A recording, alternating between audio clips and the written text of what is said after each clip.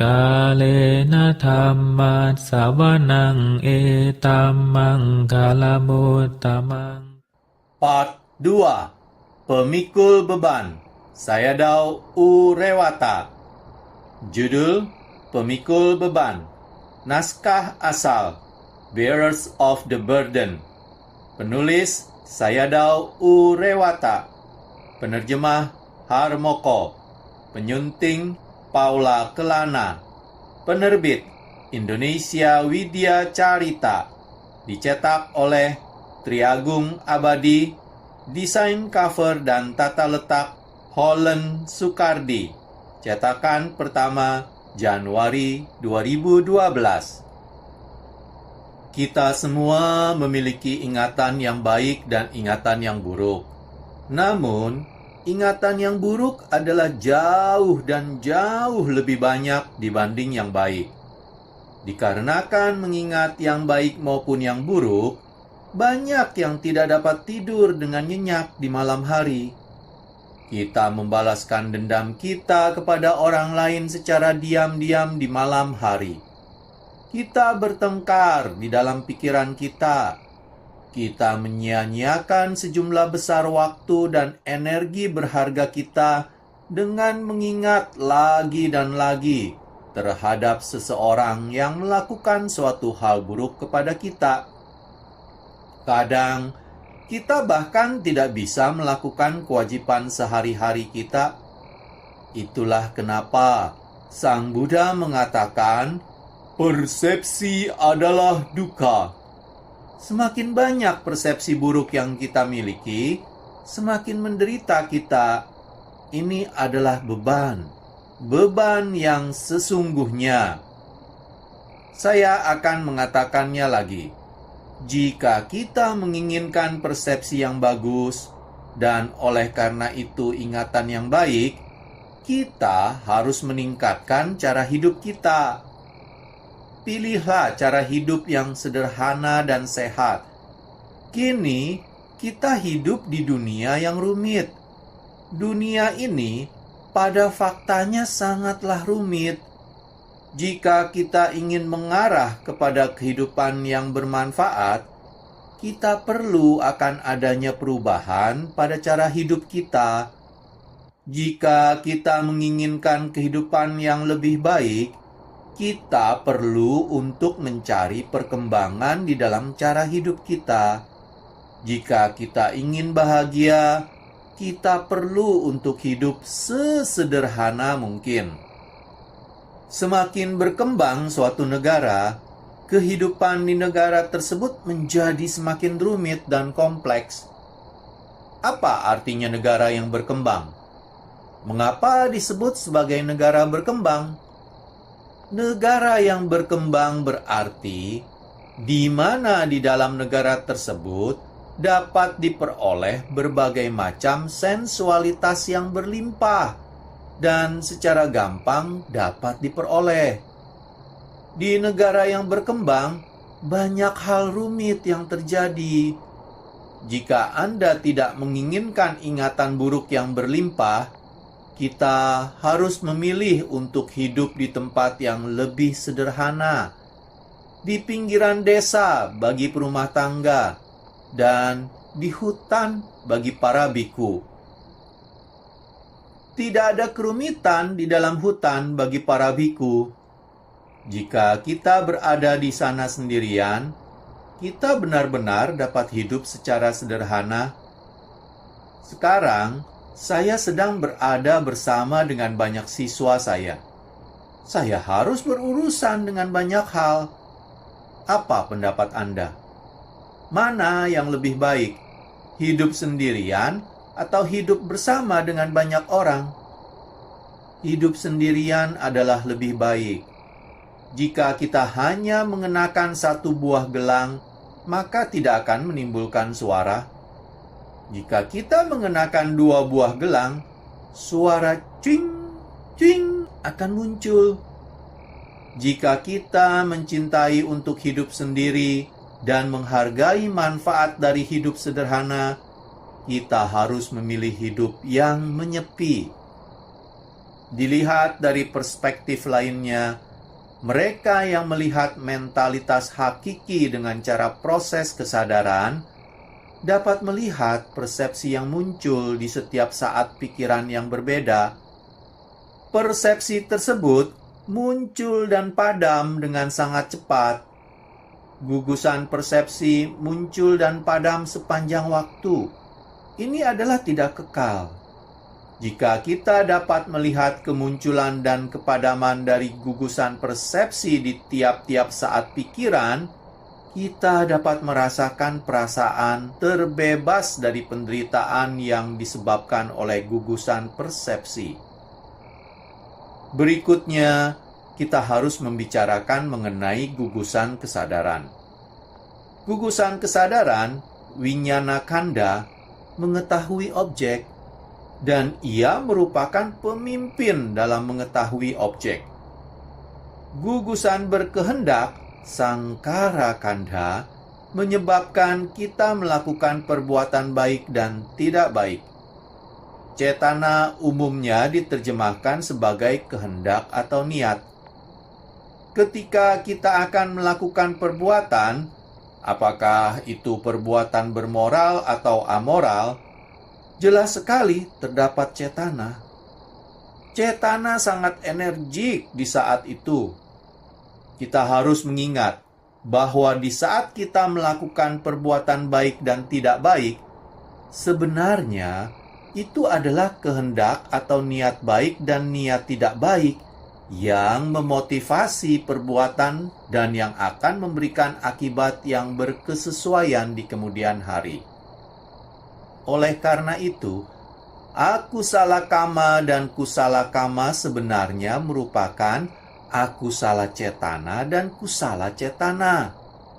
Memakan, mendengar, mencium, mengecap, menyentuh objek sentuhan indriawi, memikirkan berbagai pemikiran baik dan tidak baik, berjalan, berlari, berteriak, bertengkar, membunuh, mencuri, melakukan perbuatan asusila, berbohong, mengkonsumsi obat-obatan dan alkohol, menuduh, mengeluh, menyalahkan, memfitnah, mengkhianati, membantu, dan sebagainya adalah tindakan dari gugusan berkehendak yang dimotivasi oleh kehendak baik atau kehendak tidak baik.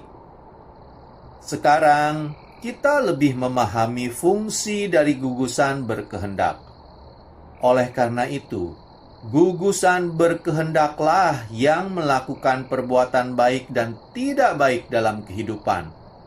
Bukan kita yang melakukannya. Sekarang Anda mengetahui bagaimana masing-masing dari gugusan tersebut menjalankan fungsi individual mereka.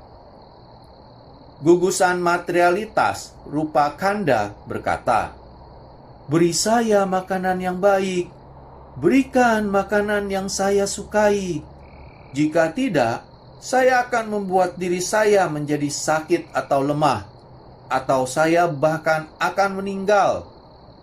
Kita pun harus berusaha untuk memenuhi permintaannya.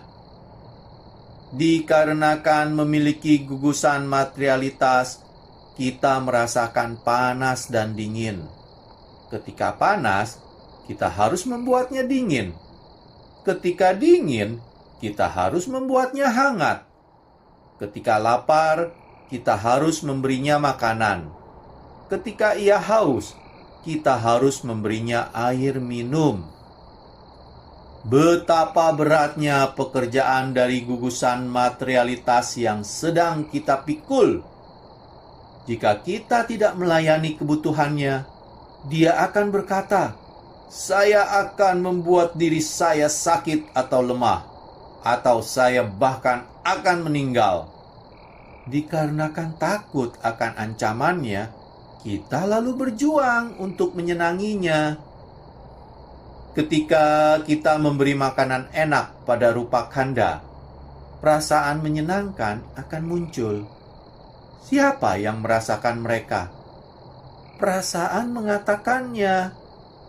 Itu adalah fungsinya. Ia melakukan tugasnya. Kita tidak merasakannya. Itu dikarenakan sakkaya ditthi, pandangan atau kepercayaan adanya diri yang kita miliki, sehingga kita berpikir bahwa kitalah yang merasakannya. Kita mengerti secara salah dan berkata, "Saya merasakan perasaan menyenangkan." Berdasarkan pada pandangan adanya diri, gugusan materialitas dan aku menjadi tidak terpisahkan. Oleh karena itu, ketika gugusan materialitas menginginkan sesuatu, kita mengambilnya sebagai keinginan kita. Hal yang sama berlaku pada gugusan perasaan, gugusan persepsi, dan seterusnya. Berdasarkan pada pandangan salah seperti melihat hal-hal sebagai aku, saya, dan milikku, kita telah melayani, sedang melayani, dan akan melanjutkan untuk melayani kebutuhan dari 5 gugusan tanpa ada akhirnya di dalam lingkaran kelahiran kembali atau sangsara. Kemudian, gugusan perasaan Wedana Kanda berkata, "Berikan saya sensasi yang menyenangkan lagi. Jika tidak, saya akan menjadi kecewa, sedih, atau penuh penyesalan. Atau bahkan lebih buruk, saya bahkan akan meninggal." Oleh karena itu, kita mendambakan sensasi-sensasi yang menyenangkan untuk melayani kebutuhan gugusan perasaan dengan berpikir bahwa itu adalah kebutuhan kita sendiri. Dimulai dari saat kelahiran hingga saat kematian, semua orang di dunia sangat sibuk dalam mengejar sensualitas. Tujuan dari semua orang hampir semuanya adalah sama, yaitu untuk merasakan perasaan menyenangkan dan untuk menikmati kesenangan indriawi. Dengan mematuhi perintah dari gugusan perasaan, kita menjalankan hidup kita. Ketika kita merasa sedih, khawatir, bersalah, ketakutan, memalukan, sombong, iri hati, atau pelit, perasaan yang muncul adalah perasaan yang tidak menyenangkan. Kita tidak menginginkannya, akan tetapi kita tidak dapat mengeluh. Dikarenakan kita memiliki akar keserakahan, kebencian, dan hayalan di dalam diri kita, perasaan tidak menyenangkan yang tidak diharapkan secara pasti akan terjadi satu demi satu di dalam kehidupan sehari-hari kita. Dikarenakan kejadian-kejadian konstan seperti demikian, orang-orang tidak memiliki kepuasan hati. Mereka tidak mengetahui harga dari kepuasan hati tersebut. Sang Buddha berkata, "Santuti paramang danang." Apa artinya? Kepuasan adalah kekayaan yang terbaik. Benarkah? Seseorang yang mengetahui harga dari kepuasan hati dan mempraktekannya memiliki pikiran yang damai. Semakin banyak yang kita inginkan, semakin kita menderita. Semakin sedikit yang kita inginkan, semakin sedikit kita menderita. Jika tidak ada keinginan, maka tidak akan ada penderitaan. Kita semua harus mengetahui harga dari hal tersebut. Dikarenakan tidak mengetahui hal ini, biasanya hasilnya adalah berupa perasaan-perasaan yang tidak diinginkan. Dunia ini selalu membutuhkan sesuatu sepanjang waktu. Orang-orang meributkan, "Saya membutuhkan ini, saya menginginkan itu. Saya tidak menyukai keputusan mereka. Mereka itu tidak masuk akal. Kenapa mereka melakukan ini? Tidakkah mereka tahu bahwa seharusnya mereka tidak boleh melakukan hal tersebut? Jangan kemari, saya tidak ingin melihat kamu. Betapa buruknya kebijaksanaan pemerintah. Kita menginginkan hak untuk melakukan aborsi. Kita membutuhkan lebih banyak kebebasan. Betapa buruk sistem pendidikannya. Ubahlah dengan segera. Kita ingin mendapatkan bayaran yang lebih. Kalian semua terlalu malas. Ini adalah perasaan-perasaan emosional dari orang-orang. Gugusan perasaan sedang menjalankan tugasnya. Kita secara keliru mempercayai bahwa kita sendirilah yang merasakan perasaan-perasaan tersebut. Kita diperintah secara langsung oleh gugusan perasaan untuk melayaninya agar merasakan apa yang ingin dirasakannya. Kita membuat diri kita siaga. Kita berada di bawah komando dia. Betapa sulitnya untuk mengetahui kebenaran. Tidak mengetahui akan kebenaran, kita menjadikan diri kita budak dengan berpikir bahwa kita adalah majikan. Betapa beratnya gugusan perasaan yang kita pikul. Jika kita tidak melayani apa yang dibutuhkan olehnya, dia akan berkata, "Saya akan membuat diri saya tidak bahagia atau tertekan." Atau, "Saya akan membuat diri saya meninggal." Dikarenakan takut akan hal tersebut, kita dipaksa mencoba untuk menyenanginya. Lalu, gugusan kesadaran, Winyana Kanda berkata, "Saya mengetahui rasa dan sensasi yang menyenangkan. Beri saya lebih. Carikan rasa dan sensasi yang menyenangkan tersebut untuk saya. Jika tidak, saya akan membuat diri saya tidak berbahagia. Akhirnya, saya akan membuat diri saya meninggal." Disebabkan oleh pandangan salah, kita mencoba untuk melakukan tawaran dari dia dengan berpikir kita sedang memenuhi kebutuhan kita. Gugusan persepsi, Sanya Kanda, juga mengatakan, "Saya mengingat rasa dan perasaan menyenangkan yang dialami oleh gugusan materialitas dan gugusan perasaan. Rasa dan perasaan tersebut sangat bagus sekali.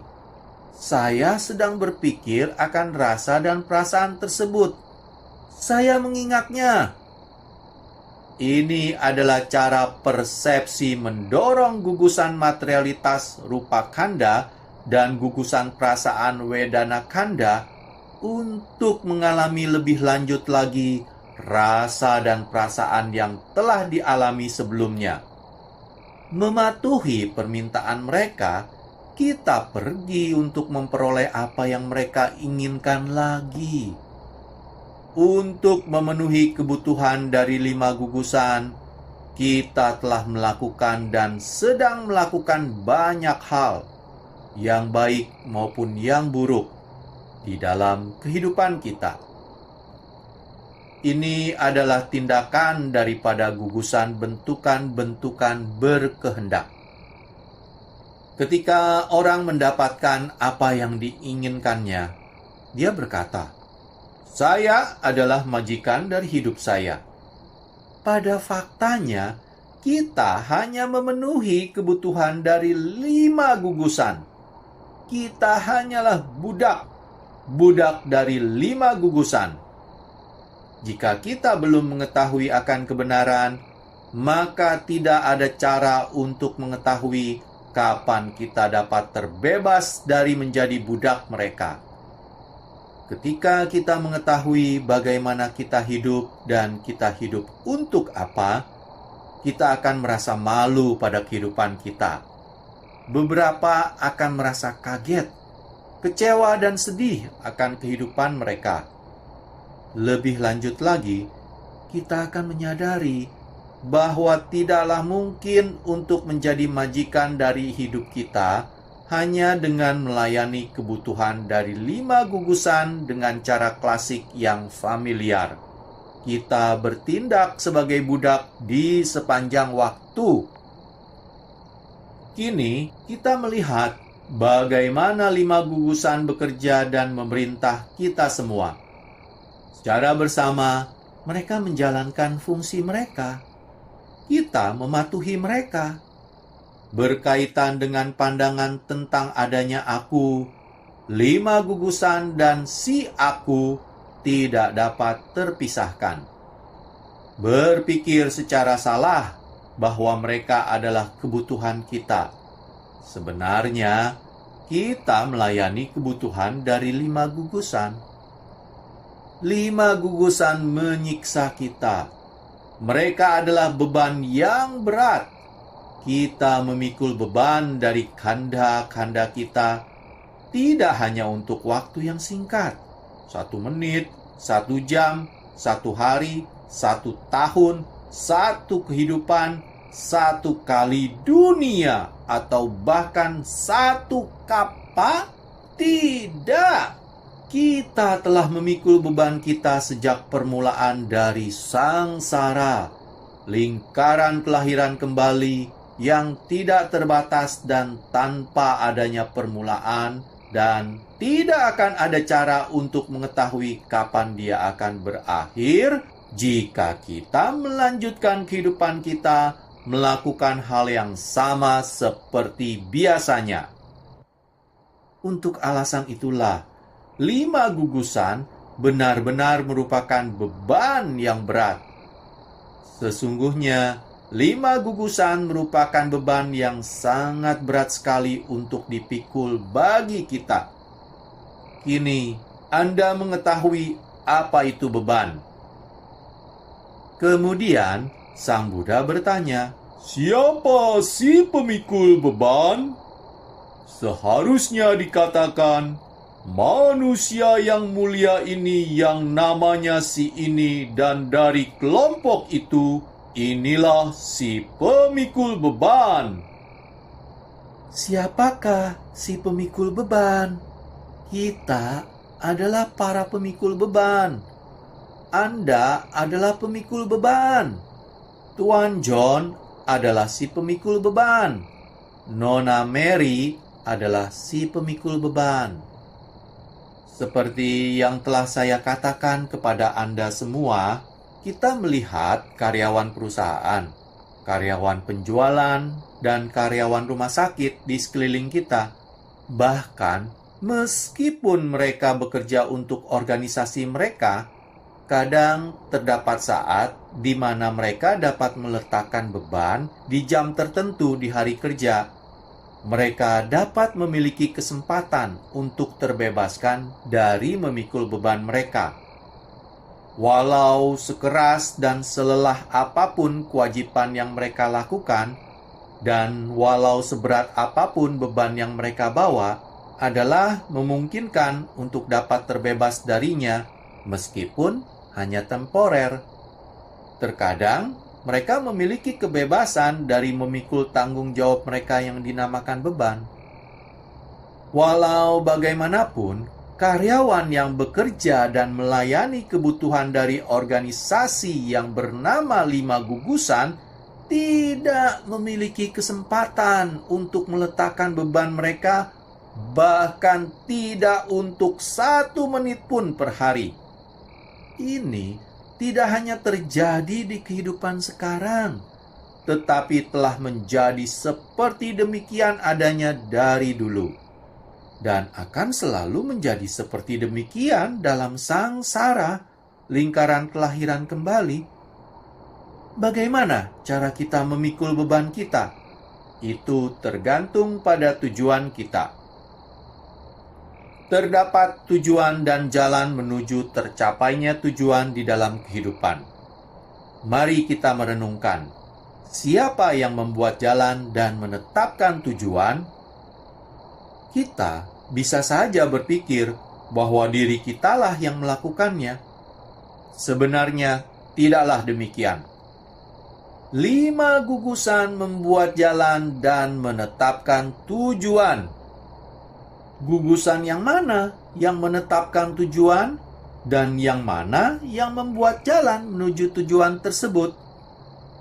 Gugusan materialitas menetapkan tujuannya dan berkata, "Saya menyukai makanan enak.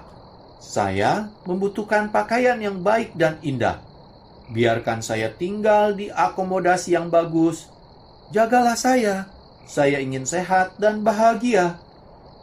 Gugusan perasaan juga menetapkan tujuannya dan berkata, "Saya suka merasakan perasaan dan menyenangkan melalui 6 pintu indera.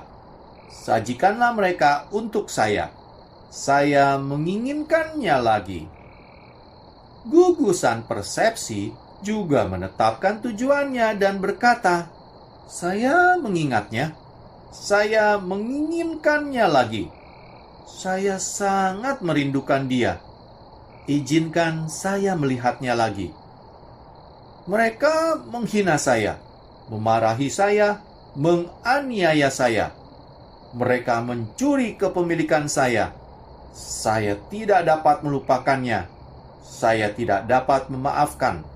Suatu hari nanti, saya pasti akan membalas dendam.